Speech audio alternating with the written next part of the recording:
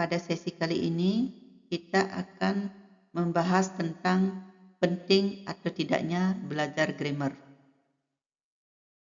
Dan ada beberapa hal atau poin yang akan kita bahas pada sesi kali ini. Dan kebetulan hal-hal berikut sering sekali ditanyakan oleh para student yang ingin belajar bahasa Inggris.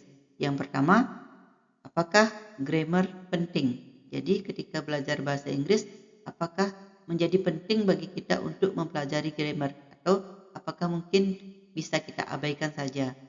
Kemudian yang berikutnya, ketika grammar itu penting untuk dipelajari, kapan grammar harus menjadi prioritas utama? Atau kapan saatnya kita harus memprioritaskan grammar?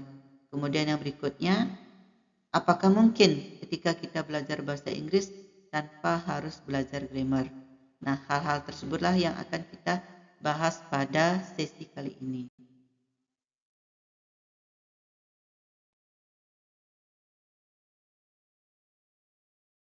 Kita bahas dulu mengapa belajar grammar merupakan hal yang sangat penting.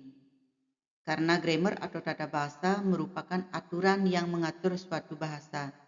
Jadi, setiap bahasa ada aturannya tersendiri. Ada tata bahasanya yang dalam bahasa Inggris kita sebut grammar. Sebenarnya, dengan mempelajari grammar akan mempermudah kita dalam belajar bahasa. Karena dengan memahami aturan akan lebih cepat bagi kita untuk menyusun kalimat yang benar atau sesuai dengan aturan atau kaidah dari bahasa yang sedang kita pelajari. Dan sesuai dengan pengalaman saya dalam mengajar, sebenarnya yang membuat student itu sulit menguasai grammar bukan karena grammarnya yang sulit, tetapi karena setelah belajar, para student jarang mempraktekannya, bahkan sama sekali tidak pernah mengaplikasikannya dalam kehidupan mereka sehari-hari. Sehingga lama-kelamaan apa yang sebenarnya sudah mereka pelajari dan mereka sudah pahami akan dilupakan sama sekali. Nah, kalau seperti ini kendalanya bukan hanya belajar grammar saja atau bahasa saja, belajar apapun akan terasa susah. Jadi bagaimana solusinya? Ya mau tidak mau, suka tidak suka, kalian harus membiasakan diri melatih diri mempergunakan atau mempraktikkan bahasa Inggris dalam kehidupan nyata agar kalian terbiasa dan bahasa Inggris akan menjadi aktif. Nah, yang bagaimana disebut bahasa Inggris aktif? Bahasa Inggris aktif yaitu bahasa Inggris yang ketika Anda atau kalian akan mempergunakannya dalam berkomunikasi baik secara lisan maupun tertulis, kalian tidak perlu berpikir terlebih dahulu sebelum mengucapkannya. Sedangkan bahasa Inggris yang hanya baru sebatas pemahaman saja disebut bahasa Inggris pasif. Contohnya, memahami tenses yang baru dijelaskan oleh guru, tetapi belum pernah dipraktikkannya. Dan bagaimana kalau tidak dilatih? Ya, sudah pasti apapun yang kalian pelajari tentang bahasa Inggris, entah itu grammar atau vocabulary, akan sia-sia. Nah, sekarang saya akan mulai dengan pertanyaan pertama, yaitu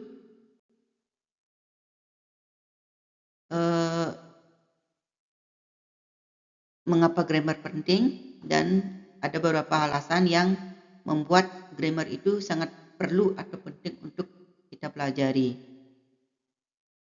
Alasan yang pertama yaitu tentang struktur dan kejelasan. Jadi dengan belajar grammar, bahasa kita akan lebih terstruktur dan jelas, gitu ya. Karena grammar adalah fondasi yang membantu kita menyusun kalimat dengan baik dan benar. Tanpa grammar, pesan yang disampaikan bisa menjadi ambigu atau salah makna. Kita bisa perhatikan contoh berikut.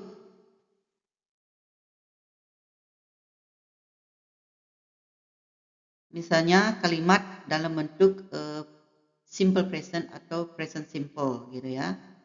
Kemudian yang disampaikan adalah he went to school every day. Jadi kenapa simple present? Karena keterangannya every day. Jadi biasanya orang itu akan lebih mengacu pada waktu. Itu jadi kalau keterangan every day maksudnya itu kegiatannya yang sehari-hari. Tapi Tapi di sini bisa kalian perhatikan kata kerja di sini bentuk kedua dan tenses yang dipakai adalah simple past. Kemudian keterangan waktu yang dipakai atau time signalnya adalah simple present. Jadi salah. Itu jadi walaupun mungkin dimengerti atau sedikit dimengerti oleh lawan bicara kita, tetapi masih agak bingung gitu. Maksudnya dia setiap hari ataukah mungkin mereka akan bilang kemarin gitu. Itu maksudnya. Kemudian yang contoh kedua, he goes to school every day. Jadi yang ini sudah benar. Jadi tensesnya sudah benar, yaitu simple present. Untuk third person singular atau orang ketiga tunggal menggunakan kata kerja yang ditambah s atau is. Itu ya, ada penambahan s atau is gitu ya. Jadi jelas. Jadi tidak perlu bertanya lagi kapan, sudah everyday kata kerjanya benar. Jadi orang yang mendengar kalimat yang diucapkan itu paham. Jadi tidak ragu-ragu karena kalimat kalian jelas dan benar seperti itu.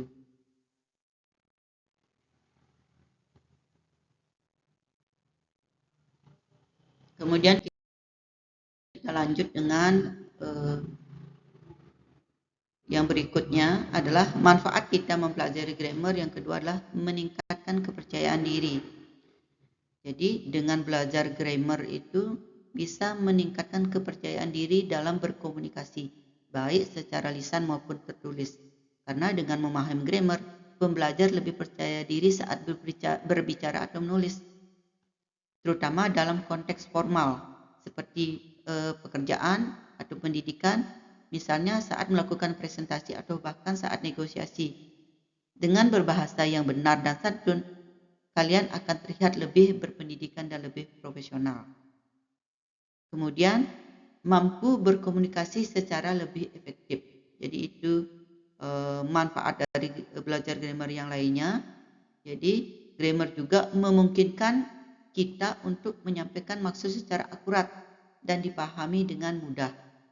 Itu. Kemudian kita bisa perhatikan lagi contoh berikutnya. Jadi dengan menggunakan grammar yang tepat, maka secara otomatis kalimat yang kita sampaikan lebih mudah dimengerti atau dipahami konteksnya. Kita ambil contoh dalam dua kalimat berikut yang menggunakan present perfect continuous. Gitu. Yang pertama, I have been living here since 2004. Jadi ini kalimatnya have been living, ini present perfect continuous. Kemudian yang kedua, she has been living here for 20 years. Jadi ini third person singular atau orang ketiga tunggal. Jadi has been, itu punya s, been plus verb ing gitu ya. Jadi ini keduanya adalah present perfect continuous dan yang mana saja boleh dipakai. Jadi kedua kalimat ini mempunyai makna yang sama. Itu jadi present perfect continuous. Nah, keduanya maknanya sama seperti yang saya sampaikan tadi, yaitu sama-sama mengandung arti bahwa si subjek atau subjek telah tinggal di tempat yang dimaksud sejak tahun 2004 dan sekarang masih tinggal di sana, di tempat yang sama. Nah, berbeda jika kita tidak memahami grammar, karena untuk menyampaikan pesan yang sama, kalian akan muter-muter dulu, gitu ya. Kemudian akan berusaha untuk mencari padanan kata satu persatu, dan jika kata-kata itu disatukan akan menjadi aneh dan bahkan mempunyai arti yang jauh berbeda dengan pesan yang sebenarnya mau kalian sampaikan. Dan saya beri contoh sebagai berikut. Misalnya kalian ingin mengatakan saya lahir atau dilahirkan pada tanggal 19 Agustus tahun 2004.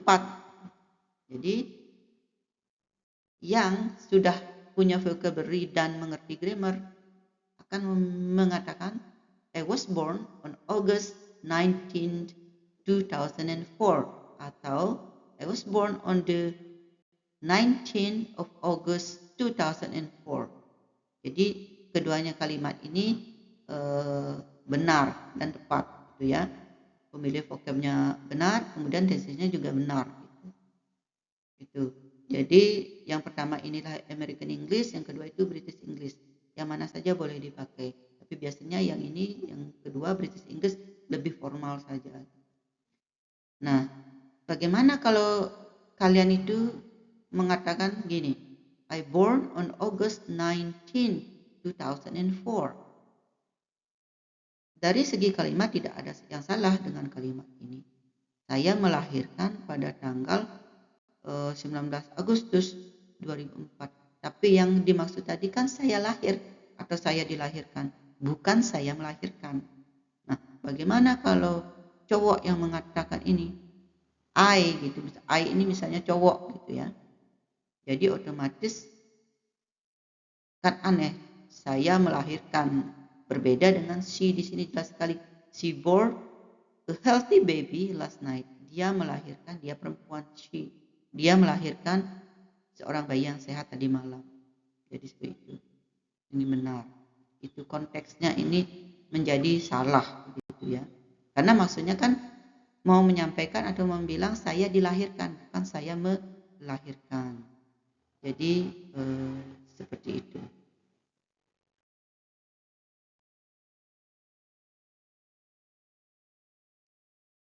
Nah, kita akan lanjutkan dengan pembahasan kapan grammar menjadi prioritas utama.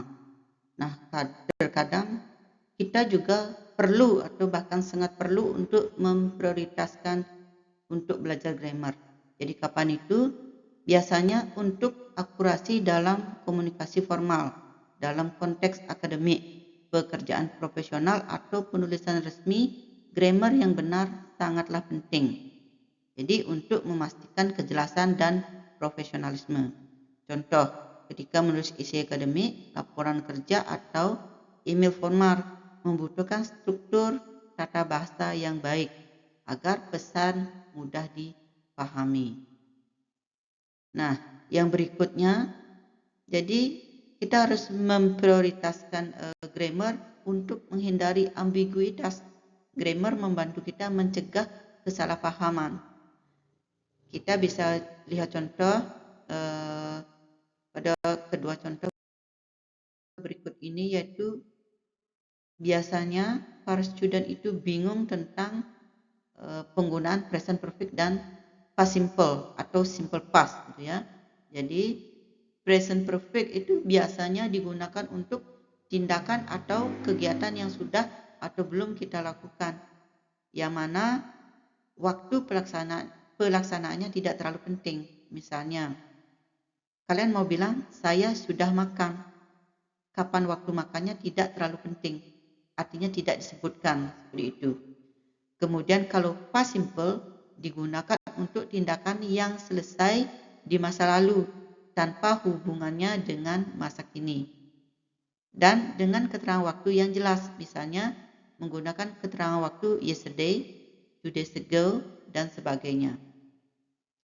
Mari kita perhatikan contoh dari present perfect dan past simple berikut ini. Ini contoh yang pertama ya. I have seen that movie yesterday. Salah grammarnya. Kenapa? Karena ini maksudnya tensesnya pola present perfect. Have seen. Sudah menonton. Tetapi keterangan waktunya itu yesterday. Dan ini keterangan waktu simple past. Nah, bagaimana caranya membuat kalimat ini menjadi benar? Jadi, kalian harus memilih salah satu. Jadi, present perfect kah atau simple past saja? Jadi, disesuaikan. Kalau ingin hanya bilang, saya sudah menonton atau telah menonton film tersebut kemarin. Jadi, jelas kemarin. Maka kalian pilihlah pola simple past. Seperti I saw that movie yesterday. Jadi subjek plus kata kerja bentuk kedua, kemudian keterangan seperti itu ya. Kemudian jika kalian hanya ingin bilang saya sudah nonton film tersebut, atau mungkin ditambah dengan saya sudah menonton film tersebut sebelumnya, pilihlah pola present perfect. Jadi I have seen that movie before. Jadi keterangan waktunya before, gitu ya. Jadi yang mana lebih maksudnya lebih benar tensesnya? Keduanya benar. Cuman kalau kalian mau bilang saya sudah menonton movie tersebut kemarin, gunakanlah simple past karena mengacu pada keterangan waktu yesterday. Tetapi kalau kalian hanya ingin bilang bahwa saya telah menonton movie tersebut, gunakanlah present perfect. Seperti itu. Sekarang kita lanjut dengan pembahasan berikutnya, yaitu kapankah grammar menjadi prioritas utama. Itu ya. Dan manfaatnya berikutnya itu untuk pembelajar tingkat lanjut. Bagi pembelajar tingkat lanjut, grammar adalah alat untuk menyempurnakan kemampuan bahasa, sehingga mereka bisa menulis dan berbicara dengan akurasi yang tinggi. Dan ketika kalian akan misalnya menghadapi tes-tes akademik, misalnya tes TOEFL, IELTS, TOEIC, dan tes-tes formal lainnya. Nah, kesimpulannya, bagaimana bisa dikatakan grammar itu tidak penting dan tidak perlu, terutama bagi pembelajar yang memerlukan akurasi komunikasi yang lebih tinggi gitu, yang lebih tinggi dan akurat. Ya, misalnya kalau kalian mengikuti tes-tes seperti yang saya sebutkan tadi, kalau mau lulus tes akademik, lulus tes kerja, ya harus belajar grammar karena merupakan hal yang sangat penting dan sesuatu keharusan yang tidak bisa kalian hindari, seperti itu ya. Jadi grammar itu akan harus menjadi prioritas utama. Artinya dalam belajar bahasa Inggris itu kalian harus memprioritaskan grammar itu ketika memerlukan akurasi dalam komunikasi formal gitu. Kenapa? Karena ketika salah grammar maknanya bisa berbeda gitu ya. Jadi untuk menghindari ambiguitas tersebut. Kemudian yang terakhir itu untuk pembelajar tingkat lanjut. Jadi kalau ingin misalnya kuliah luar negeri atau gimana, jadi untuk pembelajar lebih tingkat lanjutan gitu. Jadi memerlukan belajar yang lebih intensif seperti itu. Kemudian kita lanjutkan dengan hal berikutnya, poin berikutnya, is it possible without learning grammar? Jadi apakah mungkin belajar bahasa Inggris tanpa mempelajari grammar, seperti itu ya. Jadi sekarang kita lanjut dengan pembahasan ini. Maksud dari pertanyaan tadi, apakah saat kita belajar bahasa Inggris bisa tanpa mempelajari grammar atau tata bahasanya? Seperti itu. Jawabannya, ya bisa. Kalau, nah ada kalaunya, jika tujuan kalian belajar bahasa Inggris untuk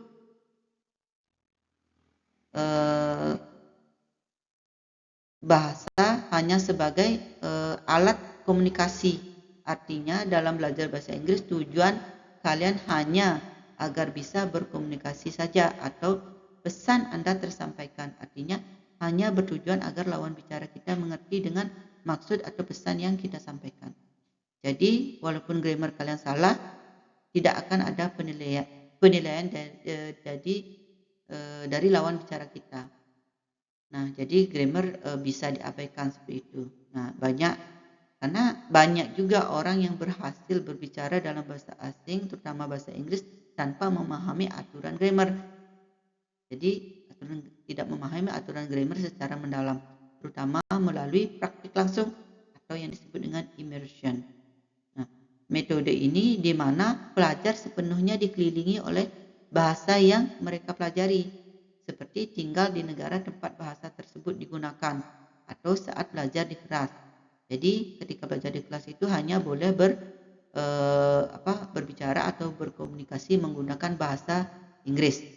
Jadi saat pembelajaran sedang berlangsung seperti itu. Nah, Bisa dicontohkan seperti anak-anak yang belajar bahasa ibu tanpa mempelajari tata bahasa terlebih dahulu. Sama seperti kita ngomong bahasa Indonesia waktu kecil. Kan nggak pernah diajari grammar sama orang tua kita. Gitu ya. Kemudian yang selanjutnya, kapan tidak perlu belajar grammar? Itu jika fluency itu lebih penting daripada akurasi. Jadi ketika kalian belajar bahasa Inggris itu lebih mementingkan fluency atau kelancaran daripada keakuratan gitu ya. Dan ketika kalian itu lebih mengutamakan yang penting bisa ngomong aja, lancar aja gitu. Yang penting salah kurang tepat ya nggak apa-apa gitu. Pokoknya yang penting lancar itu maksudnya ya.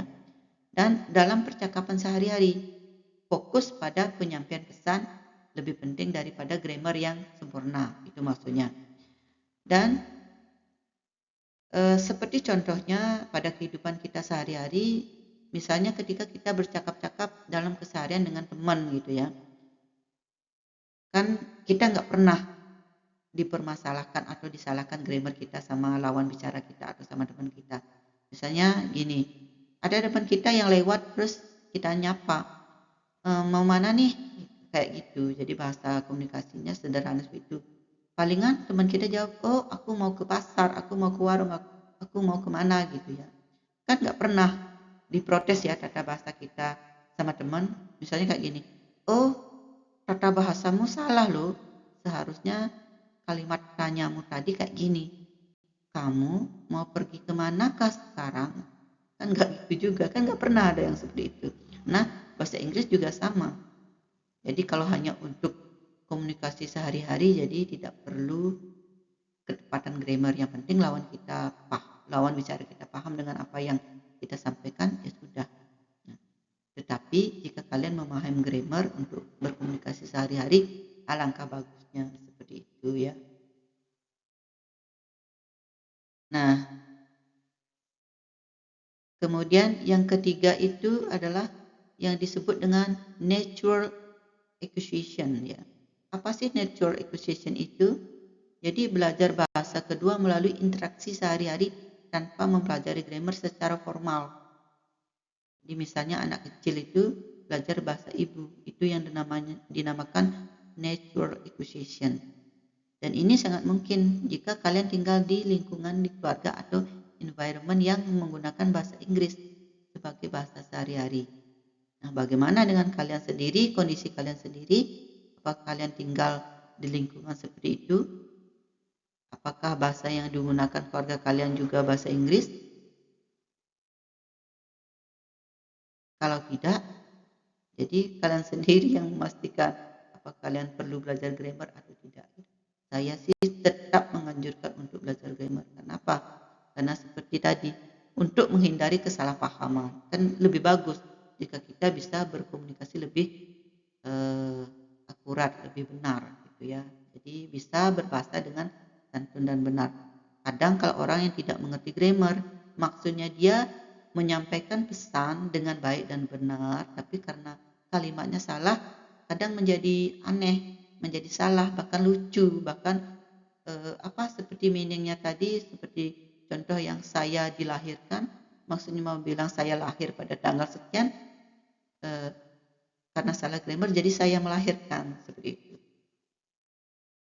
Nah, jadi kesimpulannya, kapan grammar tidak perlu dipelajari? Yang pertama, ketika hanya belajar bahasa sebagai alat komunikasi saja. Kemudian yang kedua adalah ketika fluency atau kelancaran lebih penting daripada akurasi atau ketepatan.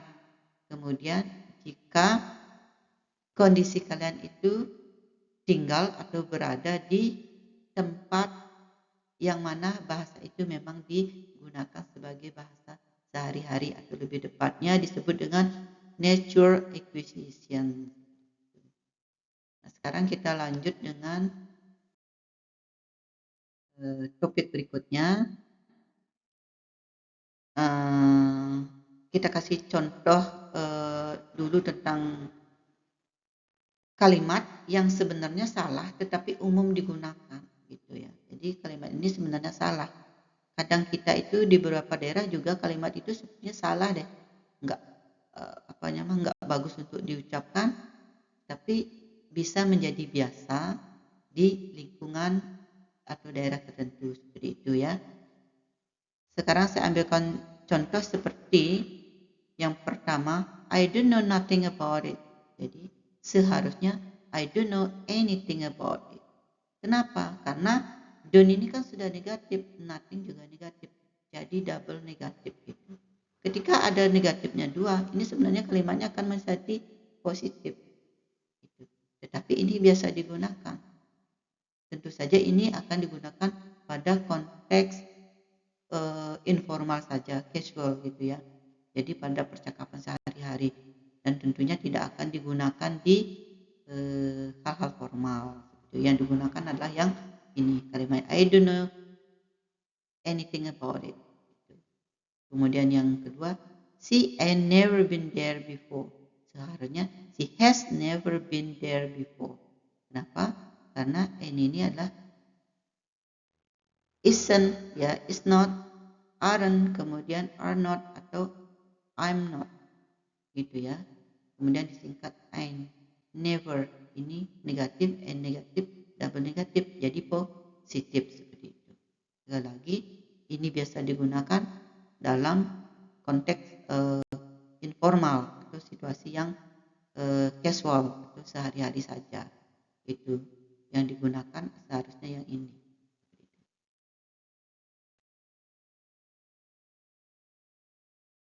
Kemudian mari kita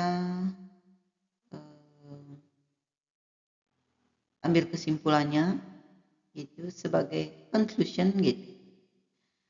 Jadi kesimpulannya, grammar memang tidak harus selalu menjadi prioritas utama dalam belajar bahasa Inggris.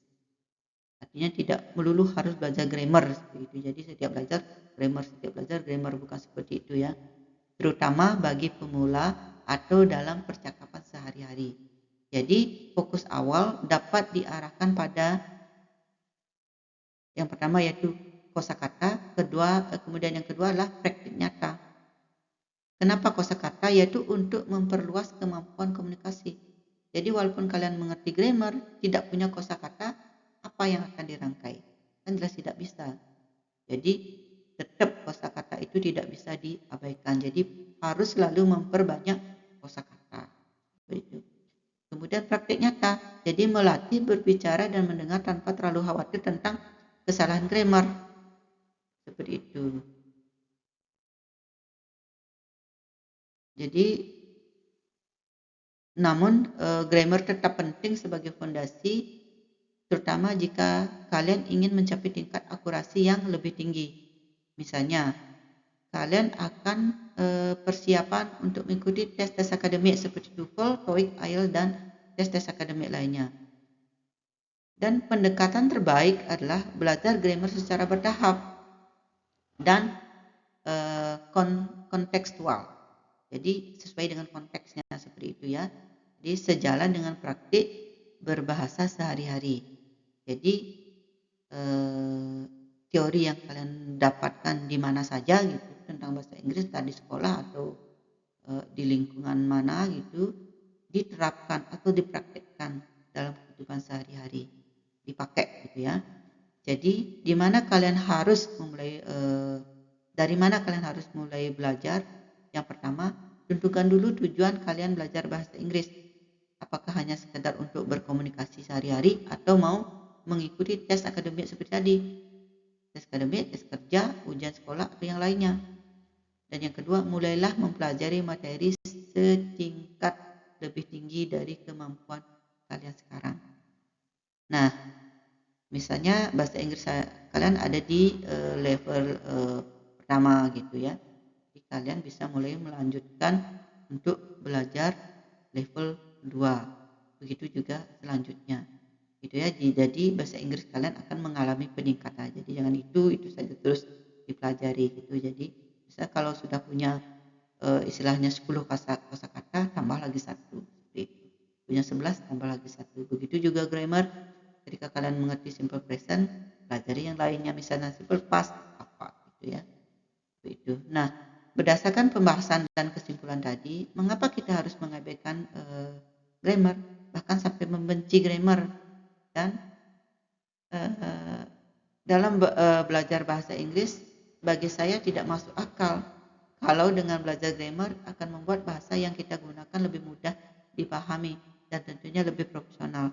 Jadi saran saya, kalian tidak perlu belajar grammar semuanya sekaligus, tetapi pelajarilah tahap demi tahap. Dan yang terpenting adalah mempraktikkan apa yang sudah kalian pelajari di dunia nyata. Jadi intinya adalah praktik, gitu ya. Jadi gunakan bahasa Inggris dalam kehidupan nyata, kehidupan kalian sehari-hari. Jadi intinya practice and practice, gitu ya. So happy practice.